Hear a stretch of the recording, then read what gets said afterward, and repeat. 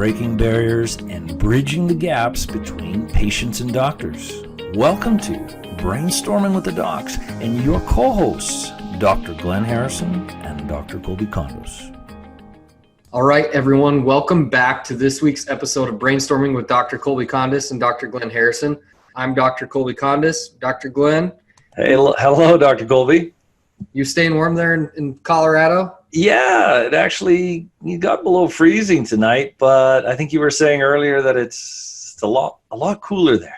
It is a little bit cooler here. It's like negative 15 here right now. So not necessarily a huge fan of that, but you know, at least the house is warm and you can always bundle up, I guess, right? That's true. Are you wearing a hat on when you go outside? No, but that does definitely segue very well into what we chose as a topic today, which would be hair loss and, hair loss, and whether that's female or male, hair loss or balding. And, a lot of people think that a lot of hair loss can be natural. We were talking about this when we were trying to come up with the idea initially, where I asked you, do you feel like male pattern baldness is as common as it actually is? And that's something that maybe we can dive into a little bit more as well, because I know that at least I am worried about going bald. I know a lot of other males are too. Fortunately, my family's got a pretty good head of hair, so hopefully that doesn't hit me. But let's just dive right in. And why don't you break down a little bit about like what actual baldness is when it's just with the hair follicle, and then we'll talk a little bit about if you're balding, maybe, and it's not genetic or it's not familial for you. What are some things that you maybe need to look for that can be an underlying cause of hair loss? Okay. Yes, hair loss is a massive one, but yeah, that's good. You have a great a great set of genes if you're up there in Minnesota and it's in the minus 14s. Maybe that's like environmental thing where if it's back, you won't lose it, Well, I should have lots. I still have some hair. I should have lots of hair coming from Canada. So I don't know if it's a location thing. But anyway, yeah. So hair thinning and baldness and hair loss, I see it, and I know you do as well, Dr. Kolby. It is a big thing.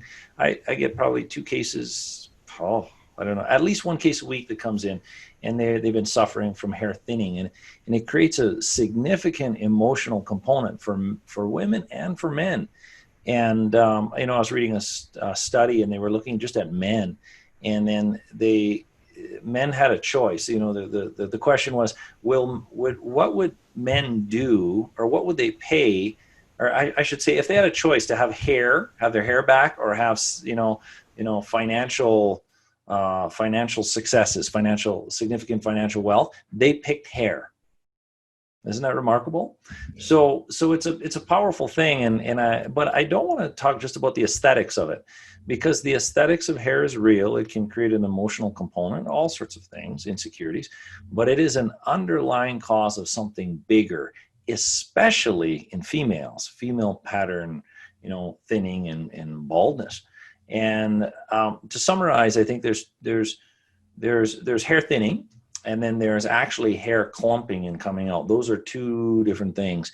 If there's significant clumps coming out, that can be serious autoimmune conditions and even blood disorders. But if it's thinning, that which is more common, and most of the people that are going to be watching this video and listening to our podcast, the thinning is really, I guess, what talking about the thinning would really be able to answer the question for the masses. So thinning hair, men and women aren't supposed to lose their hair as much, but there's some major pieces. I guess the big thing to recognize that it's not normal, and there is an underlying piece, and sometimes it can be sex hormones, a lack of, or even an excess of estrogens sometimes can do it, because you need these hormones for follicle stimulation. And then the other one is thyroid. That's another hormone, not a sex hormone, but it's absolutely mandatory for hair growth. So hormones play a big role. Nutritional deficiencies play a significant role. And anything that brings your energy down play another role. And of course, deficiencies will do that, as well as hormonal imbalances will bring your energy down. But when I see people losing hair, their hair is thinning, almost always is it consistent with low energy. And if you don't have enough energy, you don't have the energy resources to invest in hair growth, skin regeneration, and nails. So they're all formed from a similar tissue, and energy is necessary. So when we see people in the office, we focus on energy, and then they have a chance at getting their hair to come back. So right. Yeah. I'm glad you said that last part, because I've been kind of like, you guys can't see me, but I'm like, oh yeah, I'm ready.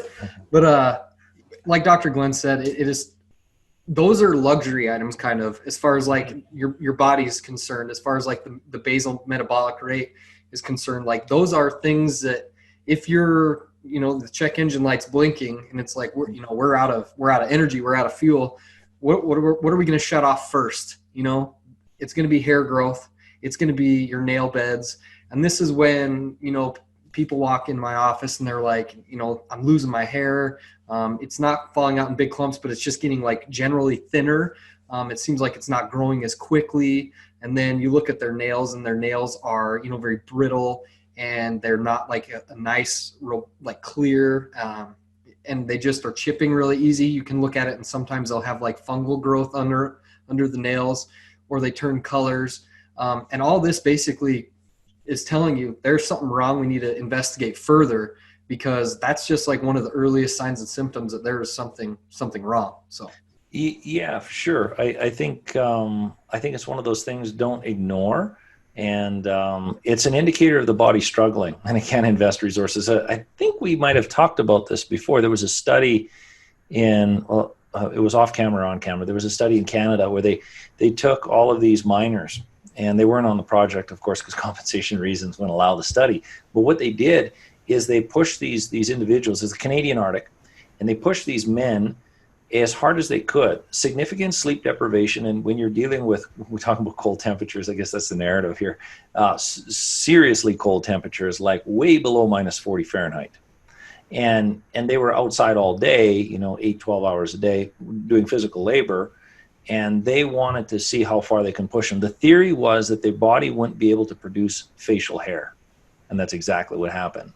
Not only could they not grow beards with individuals who grew beards, but the hair that they had started to fall out.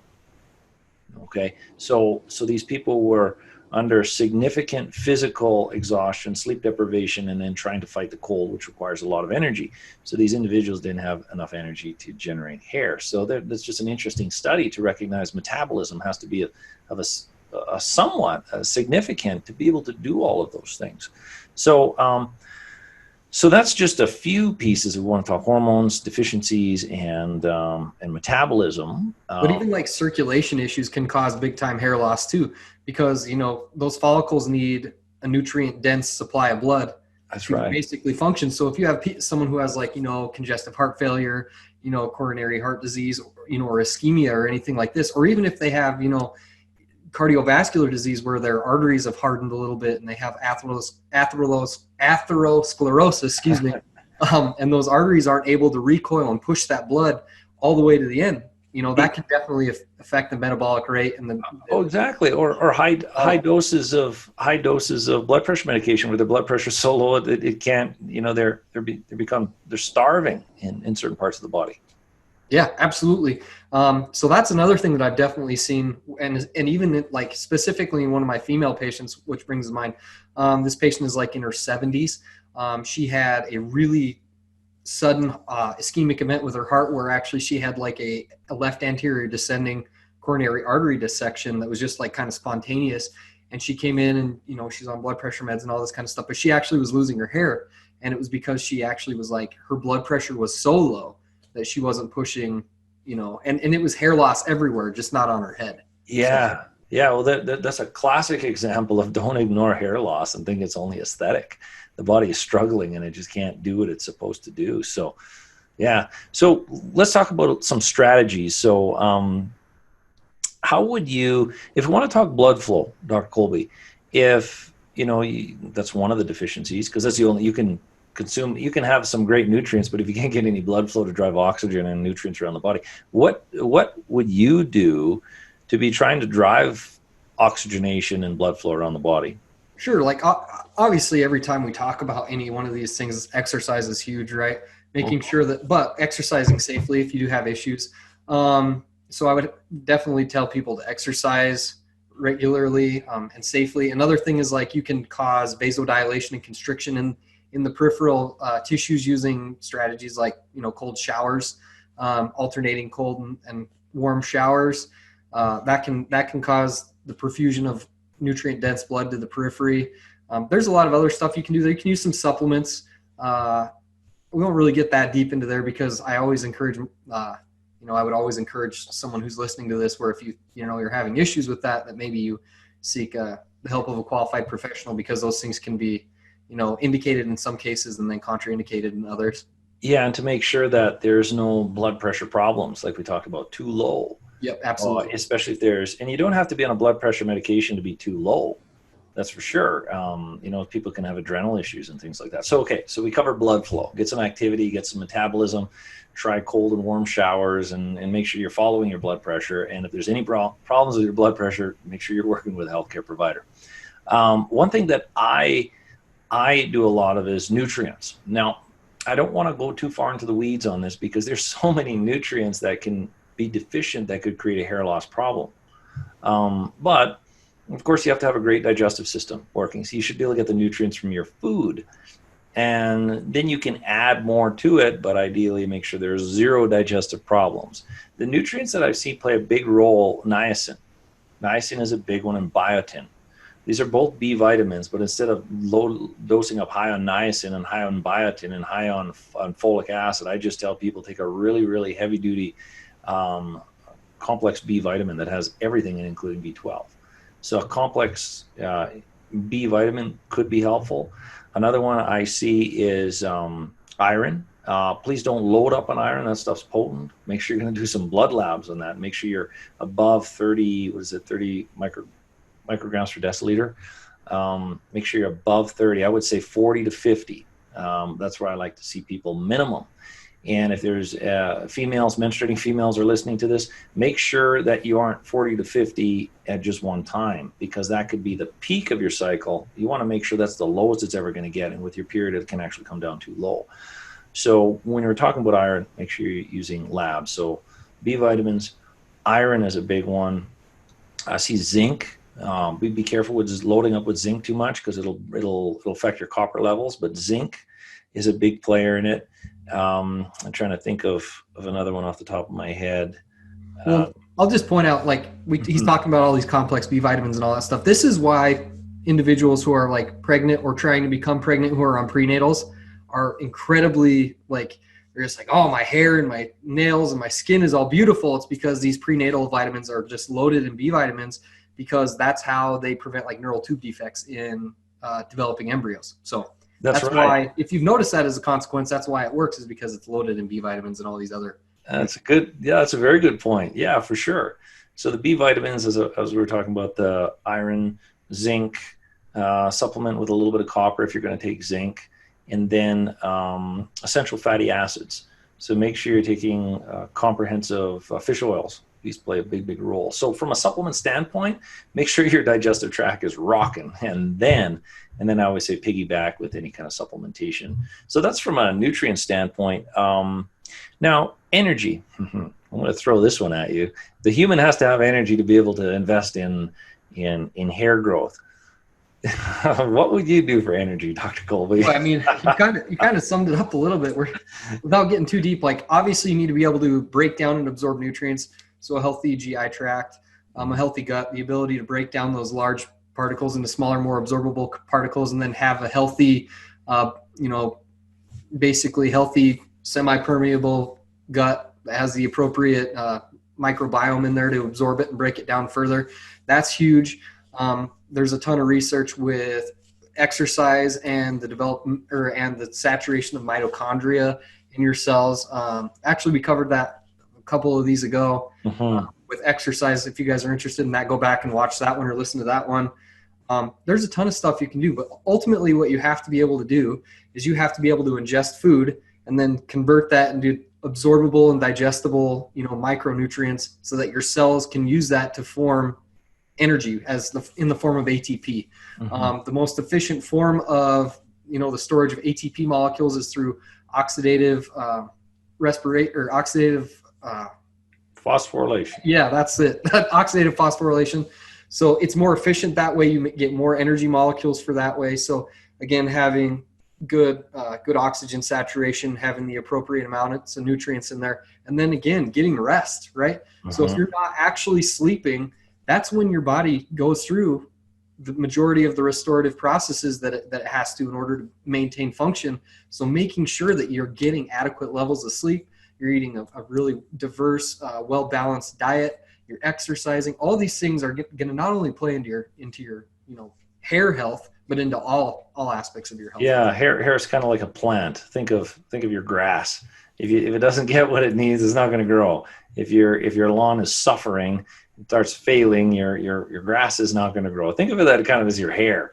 Right. Or if you don't have, if your soil isn't healthy, you don't have nutrients in the soil, like so grass and hair is going to be empty. So hair is a major component of aesthetics because part of our biological makeup is we find hair somewhat attractive. Okay. And it's because it's a sign of health.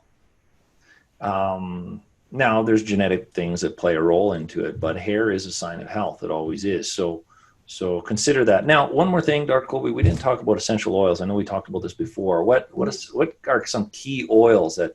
Yeah. So maybe we could just break this down as like a hygiene, right? Instead of like going that way. So some basic hygiene tips that you can do. You can use essential oils like we talked about. There are shampoos that have like these essential oils that we're going to talk about. I've used some of these in the past.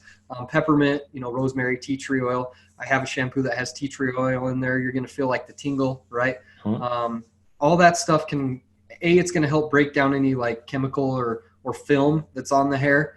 But then it's also going to stimulate the follicle because it's going to actually bring, not only is like the act of you actually massaging your head when you're cleaning it, going to bring more nutrient dense blood to the area, but also like that peppermint and the rosemary and all that, and the tea tree actually stimulates vasodilation in your scalp as well. So it's going to actually cause more nutrient dense and oxygen rich blood to come to that area locally too as well. Yeah, exactly. Scalp hygiene is really important. So like you said, cleaning with products that don't have like a list, a high list of products that you can't understand or chemicals, what'll happen is you'll plug up your follicles. Once your follicle's plugged for long enough, the follicle dies. Once the follicle dies, it never comes back. So you want to make sure there's enough stimulation to the scalp. And all the things we talked about, the oils are one way. That tingle is actually driving blood flow. And if you preserve your follicle, you should preserve your hair. And then when you get into hormones and thyroid and estrogen and progesterone and all those hormones, you need to have enough of this hormone to stimulate the follicle. So the follicle is really a fragile thing. And well, even if you think about like wearing a hat, right? That constant stress and that rubbing on your hair follicle can cause damage to that as well. So, if you're really concerned about it, maybe don't wear a ball cap or a sock cap. That's exactly right. And when we get into thyroid hormone, because it is a big one, everybody with low thyroid hormone will usually have a problem with their hair. Thyroid is a metabolic driver. So if thyroid is low, your metabolism is going to be low, and there's your hair. You don't have any energy, right? Yeah, you don't have any energy. So I know we've done talks on this before. Thyroid, look into that. There's going to be links and stuff that you can even order thyroid tests.